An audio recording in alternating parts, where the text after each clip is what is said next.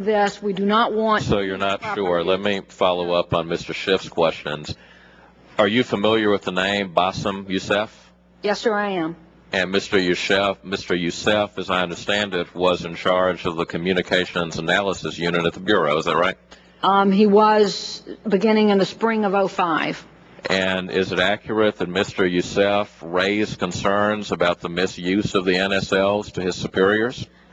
That will have to be determined through the inspection. I do not know the answer to that question. Well, you know that that's been reported, and I assume, Mr. Fine, neither you nor Ms. Caproni have any basis to dispute what Mr. Youssef's lawyers are saying about him making that report. I would note that Mr. Youssef is in litigation with the F.B.I. No, that's not what I asked you. I asked you if you had any basis to dispute the report. I don't know one way or the other. Mr. Fine, do you have a basis to dispute that there were complaints raised by the former head of the Communications Analysis Unit?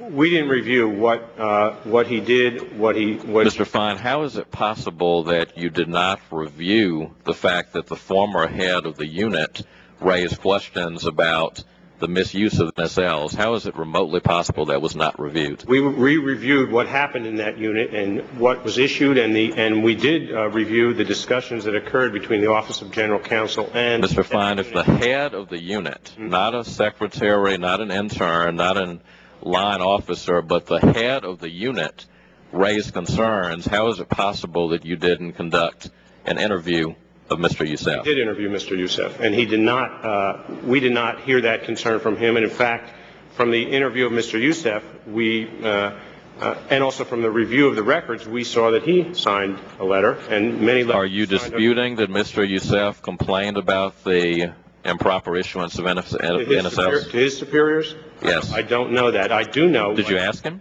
I don't believe we. I'm not sure whether we asked that question. Mr. Fine, how do you possibly not ask the head of the unit if he had any concerns about whether or not the statute was followed? How has that possibly not come up as a question? Yeah, we did ask him. We questioned him extensively. Our attorneys did about the communications between the Office of General. Well, did he say that he raised questions? Not that I'm told. No. Not that you remember? No. Or not that you're told? Which one? Well, I actually didn't do it, but let me just check.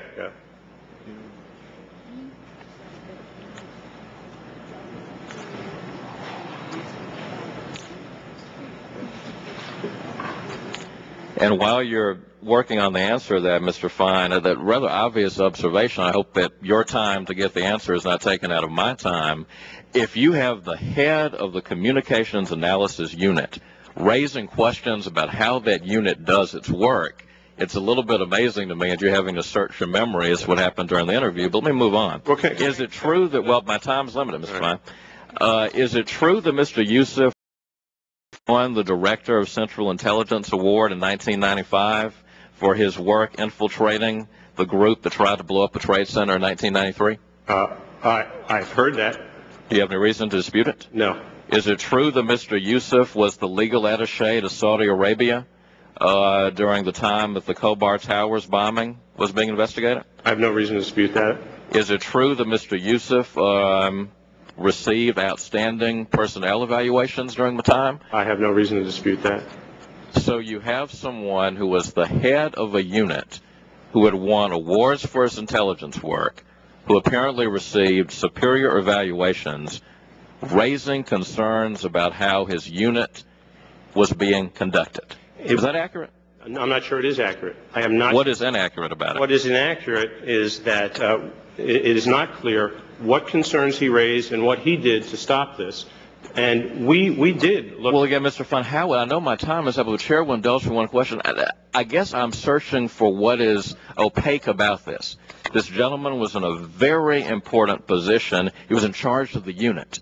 You admit that you interviewed him, but your memory seems foggy as to what you asked him, and your memory seems foggy as to whether or not he raised concerns to his superiors and what the concerns were. I can't imagine a more important interview that you could have conducted. We did conduct that interview, and we went over extensively what the concerns were between him and the General Counsel's office and the attempts to put the exigent letters. Who did he register his concerns with? The gentleman's time has just about expired. What I'd like to do is give the Inspector General an opportunity to fully finish his answer? We did interview Mr. Youssef, Congressman, and we did not find that as a result of his actions that the problems were corrected. We did find through review of the NSLs that he signed one, that he, under his leadership, these exigent letters continued, and we saw the efforts between the Office of General Counsel and the CIU to correct this, which did not occur. And we did not see that he put a stop to this. However, we did not do... Was he empowered to put a stop to it? He was the head of the unit. What if his superiors didn't do that? Just a moment. If my colleague will suspend, I want him to be able to complete his answer before we go on to the next member. Yeah. We did not see that this practice was stopped during his time. There was an attempt to sort of provide NSLs reasonably soon after the exigent letters, but the exigent letters continued, and it is important to determine who did what, when, and how, and the FBI is going to do that, and we are going to look at that very carefully as well. But our review was not to look at everybody's actions up and down the line, including his or others, to determine what steps each one of them took. What we tried to do was present the problem and the issue and make sure that it stopped as a result of it. The gentleman's time has expired.